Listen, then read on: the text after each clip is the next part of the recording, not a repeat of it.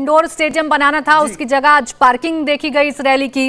महंगाई बढ़ गई है, इस पे दो शब्द आप लोग नहीं बोलते हैं। हिमाचल प्रदेश पर डबल कर्जा हो रहा है, इस पर आप लोग नहीं बोलते हैं। इन बातों का जवाब दीजिए सर। जी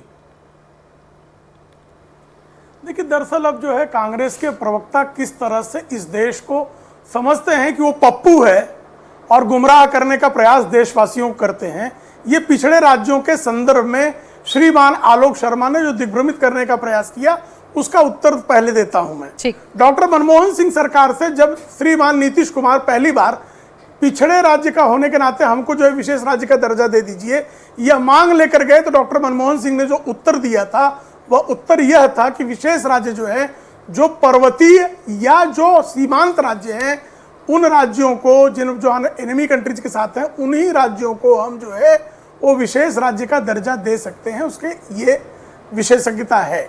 और हिमाचल प्रदेश उस क्राइटेरिया पर उसको विशेष राज्य का दर्जा मिला था। लेकिन उसका विशेष राज्य और उस विशेष राज्य का दर्जा मिलने से लाभ क्या है कि हम कोई परियोजना ले जाते हैं वहां तो 90% उस परियोजना का खर्च केंद्र वहन करती है, 10% उस परियोजना का खर्च वो हिमाचल प्रदेश करता है। उसी का परिणाम है कि हिमाचल प्रदेश का बहुत जबरदस्त तेजी से विकास जयराम ठाकुर जी के कार्यकाल में हुआ। उसी के कारण स्थिति है कि हर घर में, जैसा मैंने बताया, एलपीजी गैस कनेक्शन पहुंचा। एम्स का 1,500 करोड़ रुपए लगकर जो है बिलासपुर में एम्स जैसी परियोजना साकार हुई। हर गांव में सड़क बन जाने से, भाई आप बात करते हैं सेब की, सेब पहुंचेगा कैसे बाजार? सेब बाजार पहुंचने के लिए उसको संसाधन चाहिए कि हर गांव तक अच्छी सड़क हो जाए और 4 मार्ग के जो है हाईवे बन जाए। अभी जैसे वंदे भारत का आपने जिक्र किया, जब आज हिमाचल प्रदेश की आय का एक बड़ा साधन जो है पर्यटन है। पर्यटन तब होगा जब वहां बढ़िया इंफ्रास्ट्रक्चर होगा। 4 लेन की सड़कें साहब, आप कल्पना भी कर पाए थे?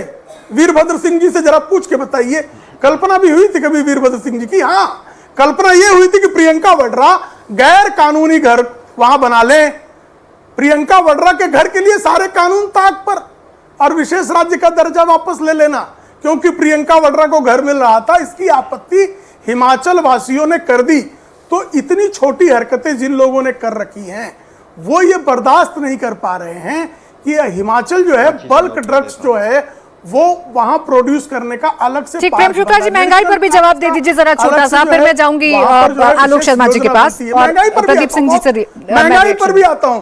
पहली सरकार ये है, समझ सुन लीजिए, 2007 में महंगाई बढ़ी तो इनके जो हैं कृषि मंत्री, उन्होंने कहा कि मैं ज्योतिष थोड़े महंगाई पर कुछ बोलूं, हमारे कार्यकाल में बढ़ी।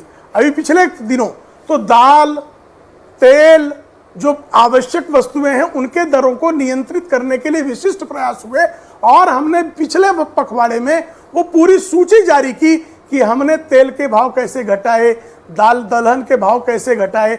और जब बहुत अच्छा अर्थव्यवस्था पूरी दुनिया की थी, उस अर्थव्यवस्था के कार्यकाल में कांग्रेस के डॉक्टर मनमोहन सिंह अर्थवेत्ता प्रधानमंत्री थे और महंगाई की दर थी 10%। कांग्रेस की सरकार थी प्रेम शुक्ला जी, तब आप विपक्ष में थे और आपने बहुत जोर शोर से नारेबाजी की थी, बहुत हुई महंगाई की मार। एक मिनट सर, मैं तुलना तो सुनिए, मैं तुलना करूंगी सर, एक सेकंड रुकिए ना, तब प्राची जी एक सेकंड रुकिए ना प्रेम शुक्ला जी, यही तो दिक्कत है, किसी से भी काउंटर सवाल कर ले तो उसे आपत्ति हो जाती है। एक सेकंड प्रेम शुक्ला जी, किसी से भी मैं और कुछ नहीं कर रहा हूं, मैं एनालिसिस नहीं कर रहा हूं, मैं आरोप नहीं लगा रहा हूं, सिर्फ मेरा वाक्य पूरा करने की आज्ञा मांग रहा हूं और अंकल से इतना मांगना तो मेरा अधिकार है। प्रेम शुक्ला जी, बिल्कुल आपका अधिकार है, लेकिन इसमें मैं एक छोटी सी बात ये जोड़ रही हूँ, आप कंपेयर बेशक कर लीजिए। देखिए कांग्रेस के कार्यकाल में क्या था, ये आप जब विपक्ष की भूमिका में थे आपने जोर शोर से बताया था और आप ही ने नारेबाजी की थी, बहुत हुई महंगाई की मार, अब की बार मोदी सरकार, लेकिन उस महंगाई से लोगों को निजात आज तक नहीं मिल पाई। आज भी मुद्दा है। हमने कहा, कैसी बात कर रही हैं आप? हमने कंट्रोल किया है प्राची जी, 10%। वही तो पूरी बात नहीं सुनी आपने और आप बीच में आ गई आप। देखिए 10% की दर तब थी जब पूरी दुनिया में कई देशों में डिफ्लेशन था, इन्फ्लेशन नहीं। मुद्रास्फीति की बजाय जो है मुद्रा वो उसका उल्टा क्रम प्रारंभ हो गया था। अब 2008 की अर्थव्यवस्था पूरी दुनिया से मैं बता रहा हूं, और भारत में 10% थी। और जब पूरी दुनिया मुद्रास्फीति से त्रस्त है, अमेरिका, यूरोप, चीन, तब हम 4.5 से 6.5% के बीच में रख रहे हैं। हाईएस्ट 6.5। जब सत्ता में होते हैं तो ये बातें अच्छी लगती हैं प्रेम शुक्ला जी, लेकिन यही तर्क अगर कांग्रेस देती तो शायद उस वक्त आपको ये तर्क पसंद नहीं आता। आलोक शर्मा जी, छोटा सा रिएक्शन दीजिएगा, प्रदीप सिंह जी के पास जाना है कि देखिए उनकी, बोल रहा हूं ठीक है सर, उनकी तर्क जो है वो तथ्यहीन होता है। उनके कार्यकाल में बाकी दुनिया से अगर आप कंपेयर करेंगे तो भारत की स्थिति बहुत बेहतर है, ये प्रेम शुक्ला जी कह रहे हैं। आलोक शर्मा जी नहीं, जवाहरलाल नेहरू जी कह रहे थे ना कि पूरी दुनिया में जो है जब थाईलैंड में वॉर होता है यार देखिए, सुनो इनको चुप कीजिए ना भाई, कभी इटली पहुंच जाते हैं, कभी जवाहरलाल नेहरू। प्रेम शुक्ला जी एक सेकंड, फिर मैं कुछ बोल आलोक शर्मा जी, आलोक शर्मा जी क्यों नहीं हो जाते? आलोक शर्मा जी, हिमाचल प्रदेश को लेकर भी उन्होंने बताया कि उन्होंने क्या काम किया, विशेष राज्य के दर्जे को लेकर भी उन्होंने जवाब दे दिया, महंगाई को लेकर भी उन्होंने जवाब दे दिया कि भाई ये पॉइंट्स हैं और ये प्रयास सरकार की तरफ से किए गए। मैं तो कह रहा हूं कि पूरे देश को, देखिए पूरे देश को ही विशेष राज्य का दर्जा दे दिया इन्होंने। जिस देश में 80 करोड़ लोगों को 5 किलो राशन मुफ्त देना पड़ता हो और भूखमरी के इंडेक्स पे गिर जाते हों, और जो देश जिसमें 22.5 करोड़ लोग बिलो पॉवर्टी लाइन वापस चले जाते हों, जिसमें 45% जो मांगने वाले, रोजगार मांगने वाले लोग हैं वो घर बैठ जाएं इसलिए कि भाई हमें अब रोजगार नहीं मिलेगा, तो पूरे देश को ही आज इन्होंने जो है विशेष राज्य का दर्जा दे रखा है।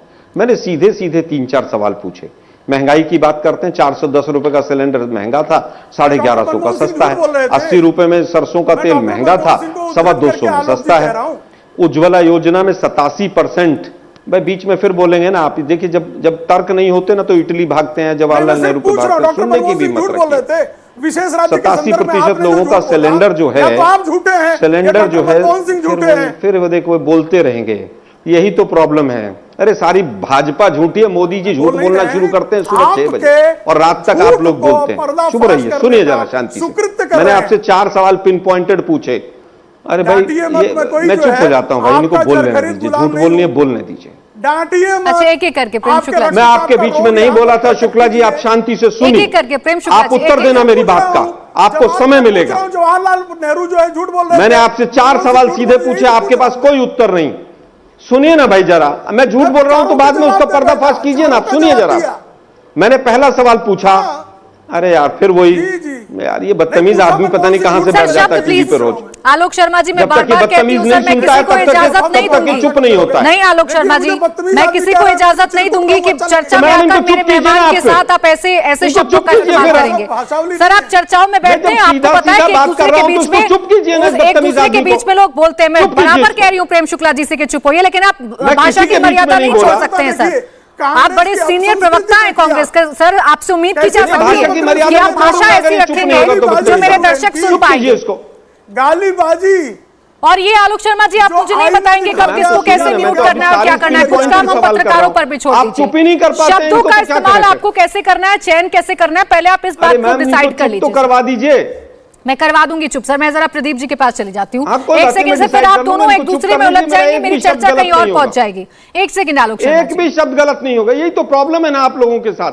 बीजेपी वाले प्रवक्ता को चुप नहीं करेंगे आप लोग, यही प्रॉब्लम है आप लोगों के साथ। ठीक है आलोक शर्मा जी, आपकी प्रॉब्लम यह है कि आप हम में कमी ढूंढने लग जाते हैं, अपनी पार्टी का पक्ष नहीं रखते हैं। इंडिया टीवी हर वक्त हर जगह डाउनलोड करने के लिए सर्च करें India TV news Google play store या ऐप स्टोर पर।